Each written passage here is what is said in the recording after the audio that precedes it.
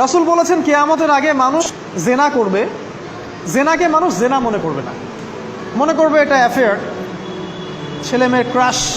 এখন নতুন শব্দ আসে কি, ক্রাশ।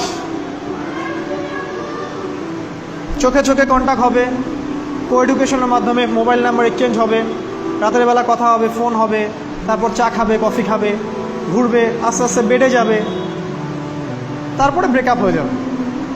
তাদের কাছে সিম্পল, এটা খুব সিম্পল, সিলি ব্যাপার। আর কোরআনের কাছে এটা কি, জিনা। এক কথায় কি, জিনা। জিনায় লিপ্ত থাকা অবস্থায় দোয়া কবুল হয় না, কিন্তু মানুষ যদি এটা থেকে বের হয়ে তওবা করে আল্লাহর জন্যে, তার দোয়া অনেক বড় মানুষের দোয়ার মতো কবুল হয়। ওই 3 বন্ধুর একটা হাদিস আছে না, গুহার মধ্যে চাচাতো বোনকে একা পেয়েও সে ফিরে আসছিল আল্লাহর ভয়ে, আল্লাহ পাক তাকে গুহা থেকে বাঁচায় দিচ্ছেন না? হাদিসটা পড়ে দেখবেন, অনেক বড় হাদিস। জিনা থেকে দূরে থাকলে হৃদয়ে নূর আসবে। আপনি আমি যদি আমাদের চোখকে এই পর্যায়ে নিয়ে যেতে পারি যে কোনো গায়রে মাহরামের দিকে চোখ পড়লে আমরা নামিয়ে নিচ্ছি, তখন আপনি ফিল করবেন আপনার মনের মধ্যে নূর আসছে। এই যে আমি এখন একটা লেকচার দিচ্ছি, আমার খুব ভালো লাগছে।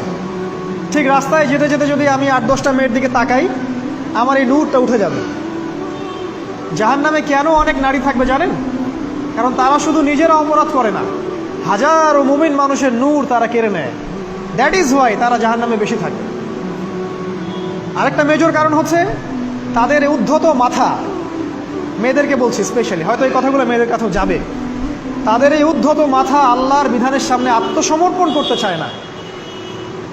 তাদের এই উদ্ধত মাথাটা আল্লাহর বিধানের সামনে আত্মসমর্পণ করতে চায় না, এ কারণে তারা জাহান্নামে বেশি থাকবে। যে কোনো বিধান আল্লাহ তাদের সামনে বলেন, সব মেয়ের কথা বলছি না, ম্যাক্সিমাম বিভিন্ন যুক্তি তারা দিবে। সামি'না ওয়া আতা'না এই পর্যায়ের না, যুক্তি দিবে। পর্দা করলে কি এখন কেমন করে চাকরি করব, পর্দা করলে কেমন করে পড়াশোনা করা যায়, এখন তো যাইতেই হচ্ছে, কিছু তো করার নাই, বিভিন্ন যুক্তি, হাজারটা যুক্তি তারা দিবে। কে জানি তাদের ব্রেইনটাকে পুরো ওয়াশ করে ফেলছে। আমি আপনাদেরকে বলছি কে করেছে। এটা করেছে স্বয়ং দাজ্জাল, স্বয়ং দাজ্জাল। কারণ হাদিস একটা আছে, রাসূল সাল্লাল্লাহু আলাইহি ওয়াসাল্লাম বলেছেন দাজ্জালের শেষ অনুসারী হবে এক শ্রেণীর নারী। মাশাআল্লাহ, দাজ্জালের শেষ অনুসারী হবে এক শ্রেণীর নারী। তাদেরকে ঘরে ইসলামিক অনুশাসনে রাখার জন্যে বাবা, ভাই, স্বামী শিকল দিয়ে বেঁধে রাখবে, তারপরেও তারা শিকল ছেড়ে বের হয়ে যাবে, আটকাতে পারবেন না। Because of their mind is brainwashed. এ কারণে দেখা যায় তাদেরকে যখন কোনো বিধানের কথা আপনি বলবেন, তাদের এই উদ্ধত মাথাটা আল্লাহর বিধানের সামনে অবনত হতে চায় না, বিভিন্ন যুক্তিতর্ক তারা দেয়। এই কারণেই তাদের সংখ্যাটা জাহান্নামে বেশি হবে। আরও কারণ আছে, রাসূল বলেছেন সারা জীবন তাদের জন্য করবেন। স্পেশালি তাদের উদ্দেশ্য করে বলছি যাদের অ্যাফেয়ার আছে। যতই করেন, যত কিছুই করেন না কেন, আপনি যদি তাকে ভোগ বিলাস এবং পার্থিব সুখ শান্তি দিতে না পারেন, সে আপনাকে চিনবে না এক সময়। আপনি যদি আমাদের কথা বিশ্বাস না করেন, লিখে রাখতে পারেন। আর এমনিতে লিগ্যাল বৈবাহিক সম্পর্কেও সারা জীবন অনেক কিছু করবেন, হঠাৎ একদিন কোনো একটা কারণে ঝগড়া লেগে গেছে, তখন দেখবেন সে বলে বসবে সারা জীবন তোমার কাছে কিছুই পেলাম। আমি নারীদেরকে ছোট করছি না, তাদের কিছু কিছু পয়েন্ট বলছি, এইসব কারণে তারা জাহান্নামে থাকবে। আমি একটু এই কথাটা না বললে জাস্টিস হবে না। রাসূল সাল্লাল্লাহু আলাইহি ওয়াসাল্লাম মেরাজে গিয়েছিলেন, আপনারা জানেন। তিনি মেরাজের রাতে অনেক অলৌকিক জিনিস দেখেছেন, নবীদের সাথে সাক্ষাৎ করেছেন, ইভেন আল্লাহর সাথে কথা বলেছেন, আল্লাহর নূর দেখেছেন। এই সময় সবাই তাকে হাসি মুখে সম্বর্ধনা জানিয়েছিল। যার সাথেই দেখা হয়েছে তার সাথেই তিনি হাসি মুখে অভ্যর্থনা তাকে জানিয়েছে, আসসালামু আলাইকা আইয়ুহান নবী, সবাই বলেছে হাসি মুখে। একজন মালাক, একজন ফেরেশতা তাকে দেখে হাসেননি, একজন। আপনারা কি জানেন? রাসূল সাল্লাল্লাহু আলাইহি ওয়াসাল্লাম অবাক হয়েছিলেন। তিনি বলেছিলেন যে ইয়া জিবরিল, ওর চেহারাটা এত গম্ভীর কেন, সে আমাকে দেখে হাসছে না কেন, তার মুখে হাসি নাই কেন? জিবরিল আমিন বলেছেন যে তার নাম হচ্ছে মালাক, সরি তার নাম মালিক, তার নাম মালিক, সূরা যুখরুফের মধ্যে আছে, তার নাম মালিক। যেদিন থেকে আল্লাহ জাহান্নাম সৃষ্টি করেছেন, সেদিন থেকে তাকে জাহান্নামের দায়িত্ব দিয়েছেন। অর্থাৎ জাহান্নামের হেড অফ ডিপার্টমেন্ট ইনচার্জ, সেদিন থেকে তার মুখের হাসি উঠে গেছে। আমরা দোয়া করি আমরা যেন তার সাক্ষাৎ না পাই। তার কাছে পারমিশন নিয়ে রাসূল সাল্লাল্লাহু আলাইহি ওয়াসাল্লাম জাহান্নামের দিকে তাকিয়েছিলেন, ভিতরে দেখেছেন কি আছে। তিনি পরে যা ব্যাখ্যা করেছেন তা হলো, আমি দেখলাম সেখানে খালি মেয়ে আর সেখানে খালি নারী আর নারী।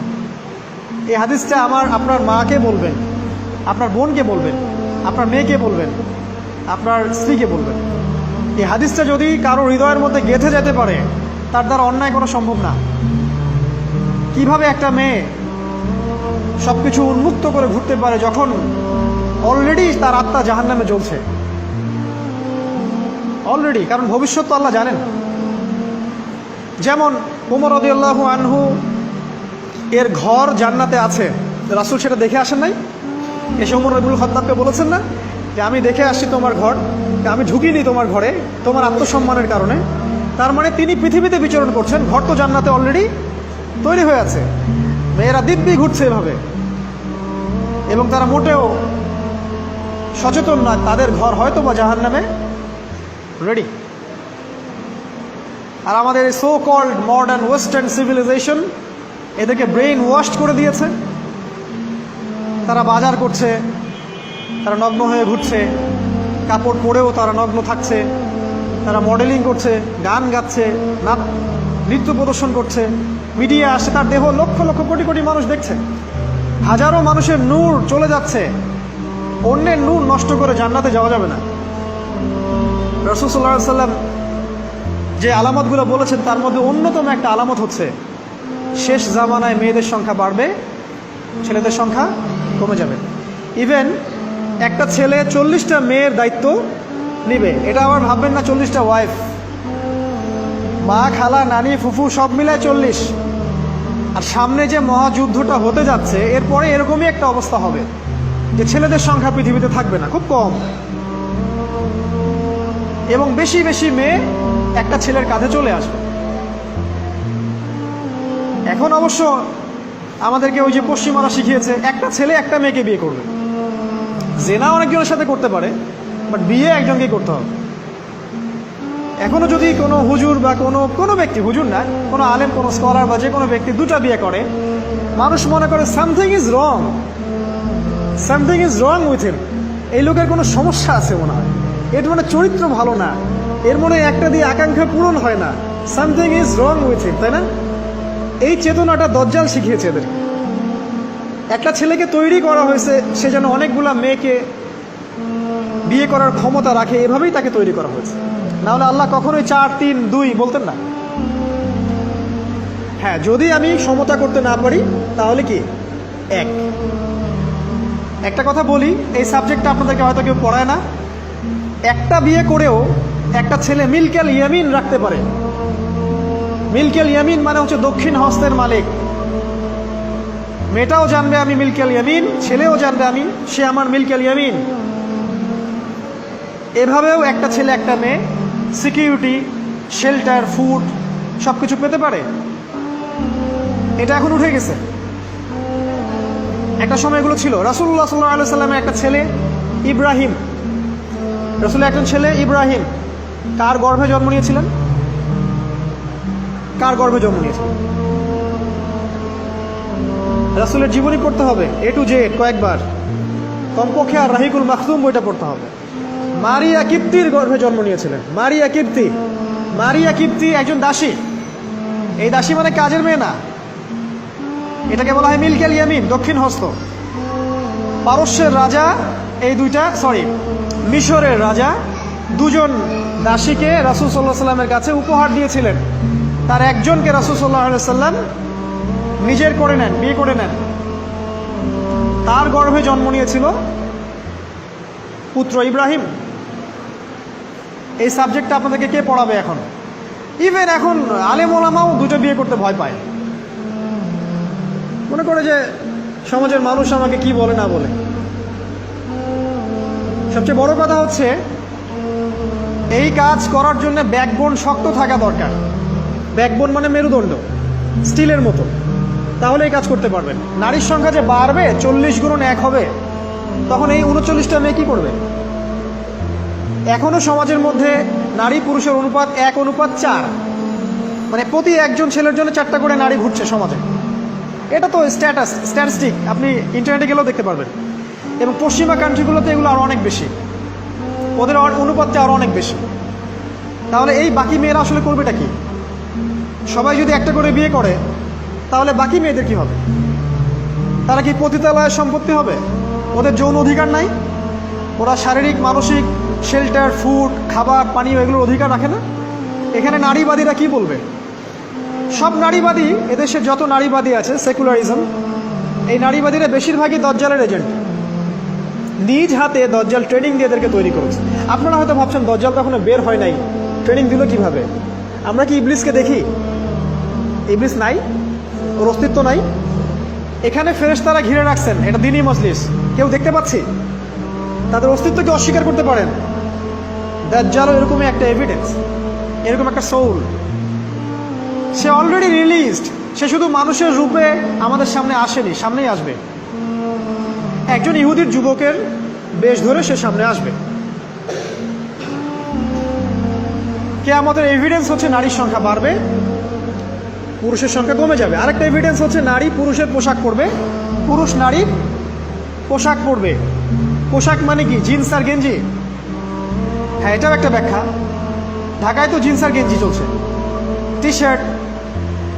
এখানে অন্য একটা ব্যাপার আছে, আমি সেটা আপনাদেরকে আজকে বলছি। সেটা হলো, এটা শুধু এই পোশাক বলতে শুধু গায়ের পোশাক বোঝানো হয়নি। আল্লাহ বলেননি নারীরা তোমাদের পোশাক, তোমরা নারীদের পোশাক। তার মানে কি না এটা নারী, এটা আমার ওয়াইফ? কোরআনের আয়াত এবং হাদিসের আয়াতগুলো দুই রকম। মুহকামাত, যেগুলো স্পষ্ট, মুতাশাবিহাত, যেগুলো অস্পষ্ট, যেগুলোকে তাউইল, ব্যাখ্যা করতে হয়। আর তাউইল কারা করবে? যাদেরকে আল্লাহ জ্ঞান দিয়েছেন তারা করবে, সবাই করবে না। তাউইল করার পরেও তারা বলবে আল্লাহই ভালো জানেন। এজন্য আমি বলছি আল্লাহই ভালো জানেন, কিন্তু আমার ব্যাখ্যা হচ্ছে যে এখানে পোশাক বলতে বোঝানো হয়েছে যে মেয়েরা সামাজিক, অর্থনৈতিক, রাজনৈতিক সমস্ত ক্ষেত্রে ছেলেদের নেতৃত্বের আসন নিয়ে নিবে। You are agree with me? আমার সাথে এগ্রি করেন? পরিবার, সমাজ, রাষ্ট্র, সব জায়গায় they will play the functional role of male in society. তারা সমাজে পুরুষের ফাংশনাল রোলটা প্লে করবে, আর পুরুষ নারীর জায়গায় চলে আসবে। ওই যে পিছনে গিয়ে ইয়েস স্যার, সামিয়ানা ও আতোয়ানা, এই হবে অবস্থা। এগুলো কি আমরা দেখতে পাচ্ছি? ব্যাখ্যা করার দরকার নেই, তবে একটা হাদিস না বললে ইলমের জাস্টিস হবে না। সেটা হলো আল্লাহ রাসূল সাল্লাল্লাহু আলাইহি ওয়াসাল্লাম বলেছেন, কোনো কওম ততক্ষণ পর্যন্ত সফল হতে পারে না যতক্ষণ পর্যন্ত তাদের নেতৃত্ব দিবে একজন নারী। হাদিস কি আছে এটা, নাকি বানাই বললাম? তাদেরকে বুখারী খুলে দেখতে বলেন। কোনো কওম, আর রাসূল যখন একটা কথা বলেছেন তার মানে পৃথিবী উল্টে গেলেও কথাটা সত্য হবে, কিছুই করার নেই। এই কারণে পশ্চিমার এখন খুব ভয় পাচ্ছে, কারণ রাসূল সাল্লাল্লাহু আলাইহি ওয়াসাল্লামের অনেক ভবিষ্যৎবাণী আছে কিয়ামত সম্পর্কে। ওরাও এখন খুব ভয় পাচ্ছে, ওভার কনসিয়াস, যে এগুলো তো হতেই পারে। এটাকে ঠেকানোর যত পদ্ধতি তারা অবলম্বন করছে, কিন্তু লাভ হবে না। প্রতিটা ইস্যু ওদের বিপর্যয় ডেকে আনবে। যে কোনো ইস্যু হোক, সেটা প্যালেস্টাইন বা কাশ্মীর হোক, সেটা আফগানিস্তান বা পাকিস্তান বা বাংলাদেশ বা বার্মা, কোনো ইস্যুই তাদের জন্য কল্যাণ বয়ে আনবে না। যদি কল্যাণ বয়ে আনে, শুধু মুসলিমদের জন্যই আনবে। কারণ প্রতিটা অন্ধকারের পিছনে একটা সোনালী সকাল আছে, এটা ওরা জানে না, কিন্তু কোরআন এবং হাদিস এটা আছে। অতএব কেউ ধৈর্যহারা হবেন না, ধৈর্যহারা হবেন না, এবং অধৈর্য হয়ে কোনো ইনিশিয়েটিভ নেবেন না, এমন কোনো ইনিশিয়েটিভ নেবেন না যার কারণে উম্মার ক্ষতি হয়। কারণ সামনে যে সময়টা আসে এটা আমাদের বিজয়ের সময়, ওদের বিজয়ের সময় নয়। All you have to do, আপনাকে শুধু এতটুকু করতে হবে, জাস্ট বি প্রিপেয়ার ইউরসেলফ। নিজের প্রস্তুতি নিজে নেওয়া শুরু করে, কারো দিকে দেখার দরকার নেই। এবং অবশ্যই collectively, as a Umma, as a nation, কিয়ামতের আলামত হচ্ছে নারীর সংখ্যা বাড়বে, পুরুষের সংখ্যা কমবে। নারীরা পুরুষের পোশাক পরবে, পুরুষরা নারীর পোশাক পরবে। পোশাক মানে সোসাইটির ফাংশনাল রোল। মানুষ হালাল হারামের বিবেচনা করবে না, মানুষ জেনা করবে, জেনাকে জেনা মনে করবে না, মানুষ মদ খাবে, মানুষ মদকে মদ মনে করবে না। হারা গেছে